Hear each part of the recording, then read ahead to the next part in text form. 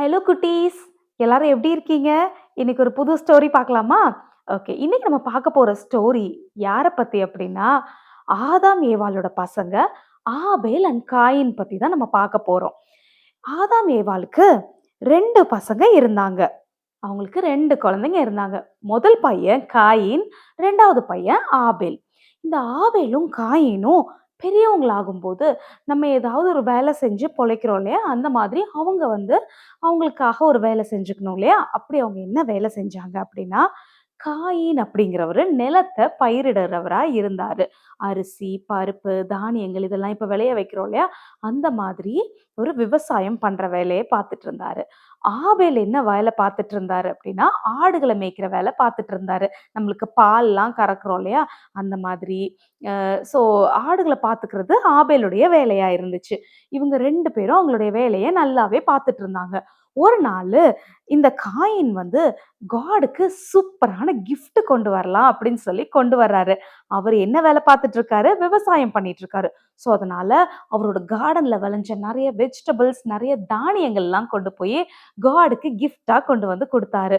ஆபேல் என்ன பண்ணாருன்னா, அவரோட ஆடுகள்லயே பெஸ்ட்டான ஆடு, நல்லா கொழு கொழுன்னு கொழுமையா இருக்கிற ஆட என்ன பண்ணாரு அப்படின்னா, காடுக்கு பெஸ்ட்டா குடுக்கணும் அப்படின்னு சொல்லி நெனச்சு, அவரு பெஸ்ட்டான ஆட எடுத்துட்டு போய் கிஃப்ட் கொடுக்கறதுக்காக போனாரு. இவங்க 2 பேரும் தேவனுக்கு என்ன பண்றாங்கன்னா, சாக்ரிஃபைஸ் பண்றாங்க. அ ஆபேல் அவரோட கிஃப்ட்ட காடுக்கு குடுக்குறாங்க. காயின் அவருடைய கிஃப்ட்ட காடுக்கு குடுக்குறாங்க. ஸோ காட் என்ன பண்ணாங்கன்னா, ஆபேலோட கிஃப்ட் காடோட பார்வையில ரொம்ப ஸ்பெஷலா இருந்துச்சு. ஏன்னா, கொழுமையான ஆட யாருமே அவ்ளோ சீக்கிரம் குடுக்க மாட்டாங்க. ஏன்னா, அந்த கொழுமையான ஆட நம்ம மந்தையில வச்சிருந்தோம்னா, அது கொழுமையான குட்டிகள போடும். நம்மளோட மந்தை ஃபுல்லாவே ரொம்ப ஆரோக்கியமான ஆடுகள் இருக்கும். ஆனா, அவர் அத யோசிக்கல. காடுக்கு குடுக்குறது பெஸ்ட்டா குடுக்கணும்னு சொல்லி குடுத்ததுனால, காட் ஆபேலோட காணிக்கைய அக்செப்ட் பண்ணாங்க. காயின் என்ன பண்ணாருன்னா, ஏதோ ஓகே ஒரு சில காய்கறிகள குடுக்கணும் அப்படிங்கிறதுக்காக குடுத்தாங்க. ஸோ தேவன் அந்த காணிக்கைய என்ன பண்ணலன்னா, அங்கீகரிக்கல அப்படின்னு சொல்லி நம்ம பார்க்குறோம்.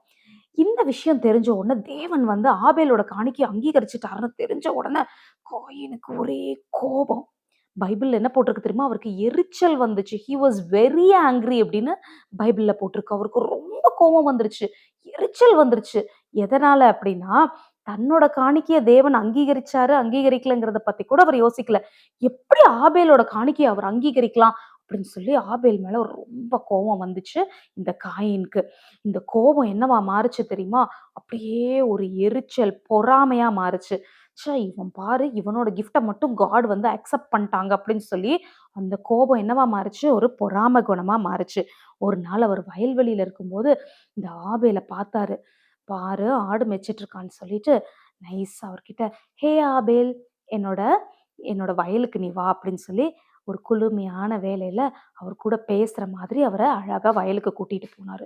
கூட்டிட்டு போய் அவர்கிட்ட இருந்த கோபம், எரிச்சலால இந்த ஆபேல காயின் என்ன பண்ணிட்டாரு? கொலை பண்ணிட்டாரு. யாரும் பார்க்கல, யாருக்கும் தெரியாதுன்னு சொல்லி, அந்த எரிச்சல் பொறாமையா மாறுச்சு. அந்த பொறாமை இப்போ கொலை செய்யறக்கு தூண்டிவிட்டு, அவரு என்ன பண்ணிட்டாரு? கொலையே பண்ணிட்டாரு. அவரோட பிரதரையே என்ன பண்ணிட்டாரு? கொலை பண்ணிட்டாரு. இப்போ இதெல்லாம் யாருக்கும் தெரியாம மறைச்சு வச்சிரலான்னு சொல்லி, மறைச்சு வச்சுட்டாரு.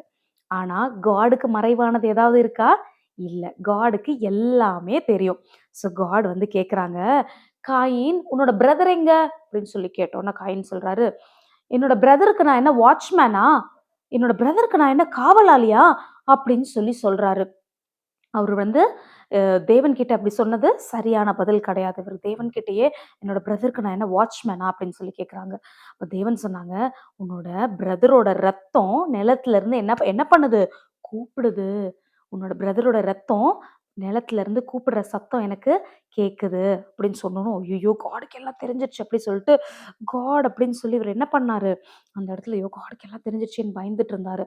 அப்ப காட் சொன்னாங்க, உனக்கு நான் ஒரு பனிஷ்மென்ட் கொடுக்க போறேன். என்னன்னா, இந்த பூமியில நீ ஒரு இடத்துல நிலையா என்ன பண்ண மாட்ட, இருக்க மாட்ட. ஒரே ஊர்ல, ஒரே இடத்துல இருந்து நீ விவசாயம் பண்ற மாரி சூழ்நிலை உனக்கு அமையாது. இந்த உலகம் ஃபுல்லா நீ எல்லா இடத்துலயும் சுத்தி தான் அலைய போற பாரு. அதுதான் நான் உனக்கு குடுக்குற பனிஷ்மென்ட் அப்படின்னு சொல்லி சொன்னாங்க. இத கேட்ட உடனே அவர் வந்து, "ஐயய்யோ! இது வந்து ரொம்ப பெரிய பனிஷ்மெண்ட். நான் வேற வேற ஊருக்கு போனேன்னா, அங்க இருக்கிற மக்கள்லாம் என்ன பார்த்து, பிரதரையே கொன்னவன் தானே இவன்" அப்படின்னு சொல்லி என்ன கொலை பண்ணிருவாங்க. அப்படி சொல்லும்போது தேவன் என்ன பண்ணாங்க அப்படின்னா, அவரோட நெத்தியில ஒரு என்ன பண்ணியிருக்காங்க, ஒரு அடையாளத்த போட்டிருக்காங்க. இங்க தெரியுதா உங்களுக்கு? நெத்தியில ஒரு அடையாளத்த தேவன் போட்டிருக்காங்க. இந்த அடையாளத்த பார்க்கும்போது, உன்னை யாரும் என்ன பண்ண மாட்டாங்க, கொலை பண்ண மாட்டாங்க. கொலை பண்ணாங்கன்னா, அவங்களுக்கும் பனிஷ்மென்ட் இருக்குன்னு சொல்லி காட் சொன்னாங்க. ஸோ இந்த ஸ்டோரியில இருந்து என்ன பார்க்குறோம் அப்படின்னா, சொந்த சகோதரன், லவ்லி ஃபேமிலியா இருந்திருப்பாங்க இல்லையா? நம்ம ஆரம்பத்திலே பார்த்தோம். முன்னாடி ஒரு அழகான லவ்லி ஃபேமிலி. பாருங்க, ஆதாம், ஏவாள், அண்ணா, தம்பின்னு ஹேப்பியான ஒரு ஃபேமிலியா வாழ்ந்துட்டு இருந்தாங்க. இல்லையா? இவ்ளோ ஒரு ஹேப்பியான ஃபேமிலில இருந்து, அந்த பிரதர் மேல என்ன வந்துச்சு? ஒரு சின்ன எரிச்சல். அந்த எரிச்சல் பொறாமை குணமா மாறி, அவங்களோட சொந்த சகோதரன கொலை பண்ற அளவுக்கு தூண்டிருச்சு இல்லையா? நம்மளுக்கு கூட சம்டைம்ஸ் நம்மள விட யாராவது பெட்டரா பெர்ஃபார்ம் பண்ணாங்கன்னா, அவங்க மேல நம்மளுக்கு வந்து ஒரு கோவம் வரும், ஒரு எரிச்சல் வரும். ஆனா, அது தவறான குணம்.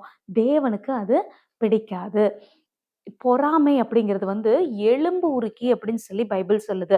நம்மளோட எலும்ப வந்து பொறாமை என்ன பண்ணிருமா? உருக்கிருமா. அதனால நம்மளுக்கு பொறாம குணம் இருக்கக்கூடாது. ஒருவேள நம்மள விட அகாடமிக்ஸ்ல, படிப்புல, ஸ்போர்ட்ஸ்ல இல்ல நம்மளோட லைஃப்ல கூட நம்மள விட பெட்டரா வசதியா இருக்கிற ஃபேமிலீஸ பார்த்தாலோ, சில்ட்ரன பார்த்தாலோ, நம்மள விட பெட்டரா பெர்ஃபார்ம் பண்றவங்கள பார்த்து ஒருவேள நம்மளுக்கு வந்து ஒரு சின்ன எரிச்சலோ, ஒரு பொறாமை குணமோ இருந்துச்சு அப்படின்னா, காட் கிட்ட நம்ம ப்ரே பண்ணணும். காட் இது தப்பான குணம்னு எனக்கு தெரியும். நான் இத வந்து என்ன பண்ணக்கூடாது, எனக்குள்ள வளர்ந்துறக்கூடாது. என்ன மாதிரி மத்தவங்களையும் லவ் பண்றதுக்கு, நேசிக்கிறதுக்கு எனக்கு உதவி செய்யுங்கன்னு சொல்லி நம்ம விட்டுறணும். யார் மேலயும் பொறாமப்படக்கூடாது. பொறாமைங்கிறது இன்னும் பெரிய தப்பு கொலை செய்றதுக்கு கூட ஒரு காரணமா அமையும். ஸோ, அதனால பொறாமை குணம் இருந்துச்சுன்னா, அத நம்ம விட்டுறலாம். ஓகேவா? யார் மேலயும் பொறாமப்படக்கூடாது. அப்படியே நீங்க செய்வீங்கன்னு நான் நம்புறேன். ஓகேவா? கண்டிப்பா பண்ணுங்க. ஓகே குட்டீஸ்? பாய். God bless you.